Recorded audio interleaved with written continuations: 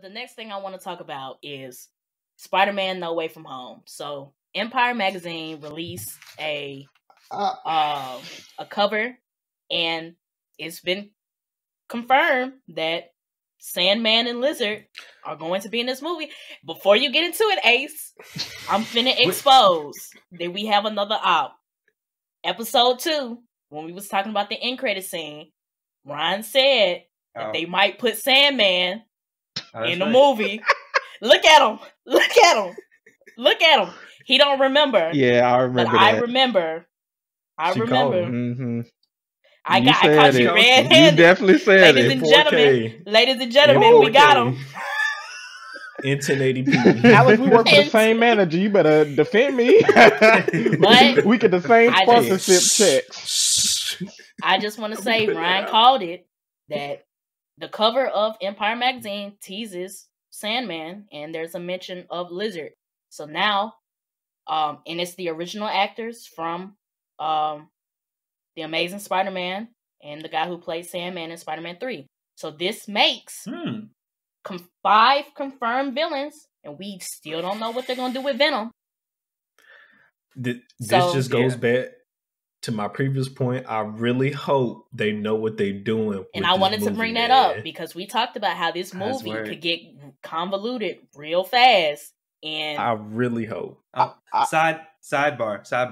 Hey, Ace and Ryan, tell me now, do the X-Men appear? I just need to know. I just need to know. They throwing all this shit in here. Waiting. Are they coming? I am waiting for them to integrate the X-Men into the Marvel universe. I ain't even gonna lie to you. I'm so ready. We need to know. I need to know specifically. I just look. Nightcrawler might pop in there. Nightcrawler might pop in there. Appreciate it. I take it.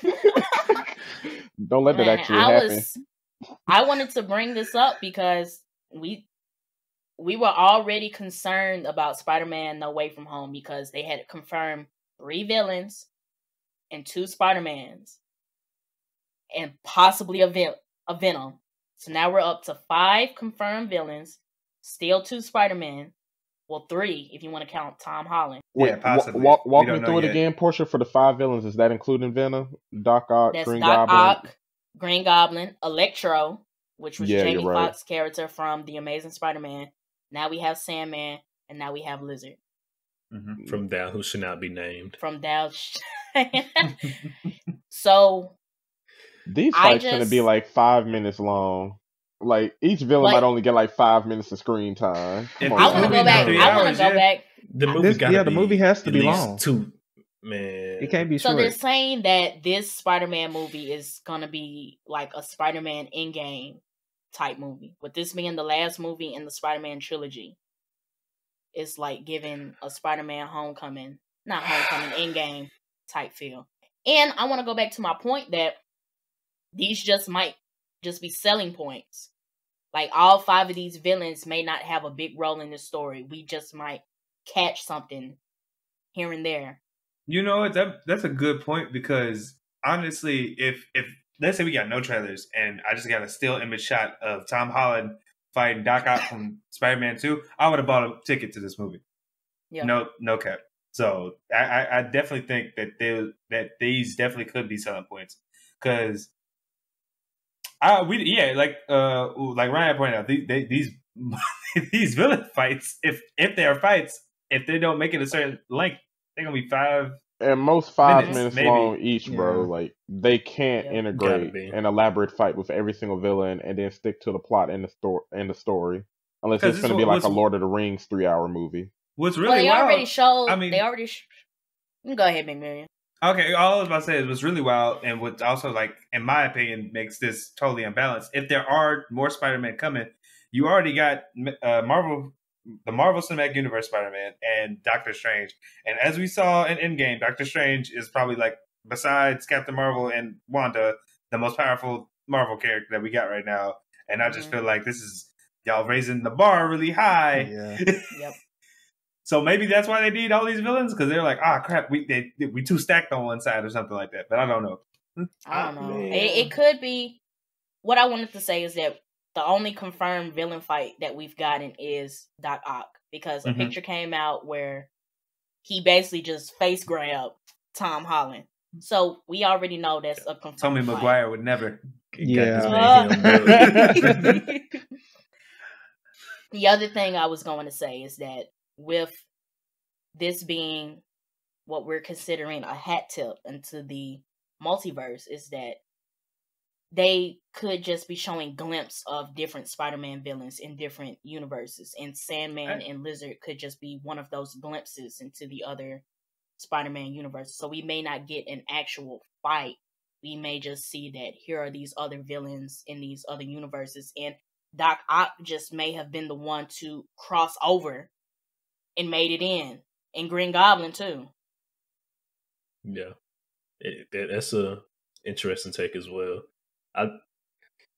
As time keeps going on, this movie just keeps getting more and more convoluted, and I just really hope that Marvel, the first two Spider-Man movies been good, so I just really hope they hit a home run with this movie and they don't mess it up. And like Spider-Man 3, the way it's going, has potential to be one of the best Marvel movies if they do it right. But if they do it wrong, then we could be looking at another Thor 2 situation here. There's a lot riding on it. I just imagine the circle from Super Smash Bros. Popping up and hearing the orchestra's theme song coming on in the background. Doc Ock show up and all you hear is da da da da da da da. Smash Brothers Ultimate. Like, I don't know. I'm excited to see it. Everybody loves Spider-Man. I love Spider-Man myself, but it's like, this got to be a 3-hour movie, right? This can't be less than 2.5, right? Yeah. But I will say all of the movies that have been coming out in Phase 4 have been over like 2 hours. Yeah. So, that's true. This could easily touch 3 hours. 2.5 hours minimum. Minimum. But because they've all been touching that 2.5 hour mark. Because even if each villain gets like 5 minutes to themselves, 25, you got all the different Spider-Mans. They got to talk, converse, tell weird jokes, and like, come on now, that's an hour content right there. Yeah, before you even get to the main story.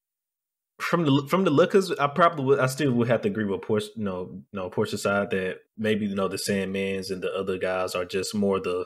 Let's take a glimpse into what these villains are in the other future. I think the main focus or the main villain probably will be the Doc Ock and the Green Goblin, just because they're more of the the staple Spider-Man villains. So we're probably gonna have a bigger focus on them too than the others.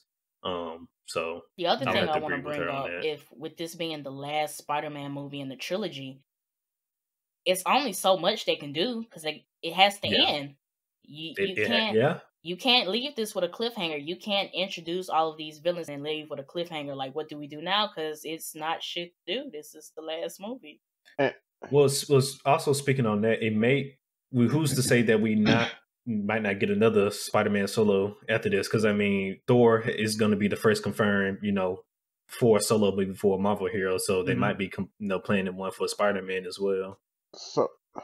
So what are the theories? Like, even if this is the last Spider-Man movie, he's still going to be very prevalent in the MCU. Well, correct? I think Sony.